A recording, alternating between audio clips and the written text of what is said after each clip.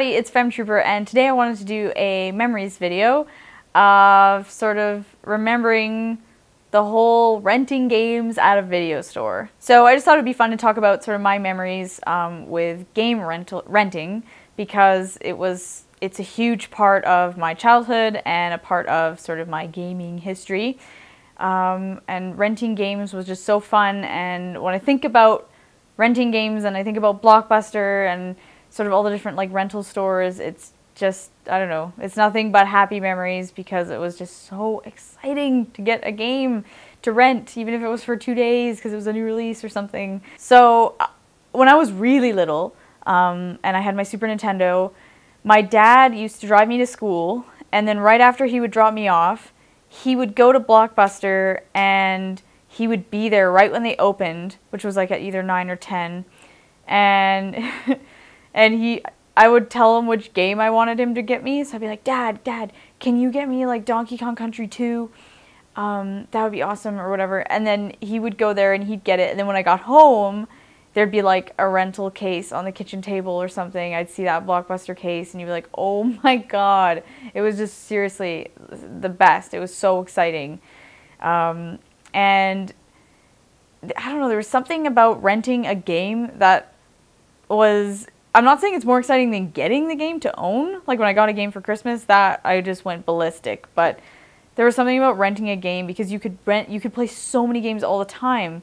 You could only buy so many games back then, especially because A, I didn't have any money because I was a little kid, and B, my parents weren't just going to go out and buy me like $80 games because that's how much they were like all the time. So when I wanted to play a different game every week, it was a, you know, $4.99 rental at Blockbuster or however much it was.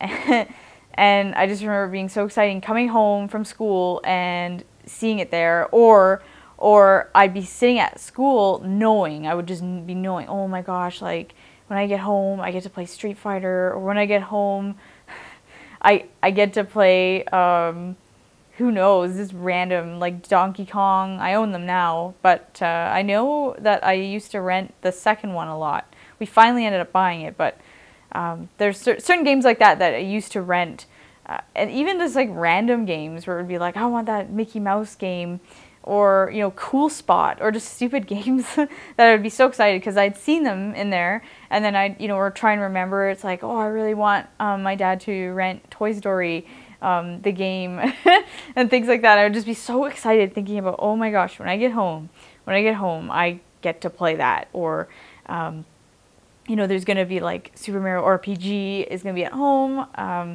You know, I remember the first time I went to go rent Super Mario RPG, and I was with my grandma, and there used to be a Rogers Video near her, and wow, it was just so exciting because I remember going in the store, and it was a 2-story Rogers Video, and they had the first floor was all movies, and the second floor was all games. And I remember going in there, my grandma would take me, and she'd say, you can go upstairs and pick out a game. And I remember seeing this huge cutout, like, you know, when you go to the theater or like Blockbuster or places like that, and they have like those those big cutouts of like a movie just for promotional reasons. They sometimes have it at like Walmart or whatever, and they had like this big cutout of Super Mario RPG, and I was so excited because it just looked so neat, and I didn't know what RPG meant, and I don't know, it was just like, this was going to be amazing. And then, you know, you get it, you can't wait to get home because you've rented it, and then you go home and it's the best thing ever. So there's just so many memories with renting games that I don't know, it's just such a neat experience that is kind of pointless when you think about it, but at the same time it's an experience that completely went away and kids don't get anymore. I used to write down serial numbers, like the Blockbuster serial number for a game, because I would create a new save, or, you know, have scored by getting somebody else's awesome save, and, you know, then it'd be time to return the game, and maybe I'd have to wait a week or two before I could have it again. Because we either rented another game, or my dad just said, you know, we'll rent it again later. And then I would write it down. So we'd say I'd rent Super Mario RPG, for instance. And I remember writing down the serial number, and I would call Blockbuster and say, hey, okay, first of all, do you guys have Super Mario RPG in stock? And they say, yeah, we've got 2 copies. And you're like, okay, can you check if you have the one that has this serial number? And I would say it'd be like some 16 number thing. And they were probably thinking, what the hell? Because I was probably like 7 years old. And then, or who knows, and then they would be like, yes, we have that specific cartridge. They'd be like, okay, you have to put that one on hold. And then the next step would be to be like, Dad, we have to go to this Blockbuster because they have this Super Mario RPG that has my save on it. Oh my god, because you would try and play a game, and then you would rent it again, and then to your luck, somebody either deleted your save, or continued with their save, or you just got a different cartridge, and now you have to start all over again, and what a huge pain. It was so exciting to get, like, Donkey Kong, or an RPG, like Donkey Kong especially, like platformers, where the whole game, somebody had beaten it or something, or they were really far, because you could try all the levels. Like, it was so much better than either getting... you'd rent it and you'd say, oh, I'd get so far, and the next time I rented it, the game save would be gone, and it's just, which is why obviously it's better to own the game. But back then you didn't own tons and tons of games, unless you're like super rich or whatever, but it's not like my parents were like, oh, ensuring that I had like a 50 game collection for Super Nintendo. So you'd rent all these games and you'd hope you'd get the awesome save again. So that was always very, very, very exciting. I honestly, I can't believe I did that. We used to drive all over the place to get a game for me, because I would say, want a specific game, like, okay, I'd want Earthbound, and, you know, I'd call the 3 Blockbusters that were close to us. No, Ursula, we don't have Earthbound right now. Oh, when is the person supposed to bring it back? Well, they're supposed to bring it back on Friday, but you know, people don't necessarily do. It's like, oh my god, because sometimes I would wait on that. They'd be like, yeah, it's due back today, and you're like, okay, they have till 2 p.m. to take it back. I am going to be there when when the cartridge comes in. Or, you know, we call the Rogers, or all these like little teeny like non-chain places, and then finally somewhere would have it and be like, Dad, we have to go drive there. We have to go. And we would drive all over the place because the such and such video store had Earthbound, and then we would go get it. And I remember them, because I remember renting Earthbound a lot, and they actually gave you the game, like the player's guide, as the instruction, because it was always really exciting when you got an instruction booklet.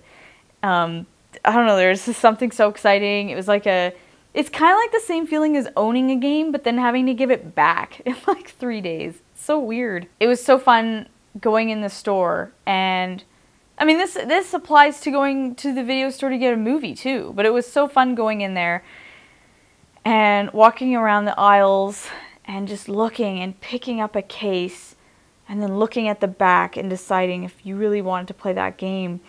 And that's why I essentially remember getting Earthbound, because it was a huge box, and you're like, I need that. And they'd have all the, and then you'd be so mad if they didn't have the little case, the little Blockbuster case or whatever behind it. It's like, oh, they're sold out. That's so frustrating. And then again, here's me go up to the counter. Okay, so you're sold out of that. When do you get that back in? It's like, man, renting games was seriously one of the best things ever. You know, finding games at a garage sale was the best. Buying a game was obviously even better, but there's something so cool about renting games. I think it's because it's a thing that's, you know, kind of in the past now, and people don't do it anymore. And I love that they provide demos on the eShop and stuff. Like for 3DS, you can try a demo and be like, yeah, I don't like that, I'm not going to buy it. But it's crazy, and I think it's because as you get older, you obviously have more money than I did when, obviously, at work. I didn't have any money when I was 10. But you think, wow, like I hear all this hype about a game that comes out, and I'll just go and spend $60 on it. Whether years ago, my parents would make, you know, they'd say, you should rent it first, and we'd rent it several times. I'd say, Mom, I've rented it like 10 times. I know I really want this game. You know, it's so fun, blah, blah, blah. And it's like, it's just weird to think that now I will just go to EB Games, or I'll go to Walmart or wherever, and I'll just literally just spend $65.99 on a game I've never touched.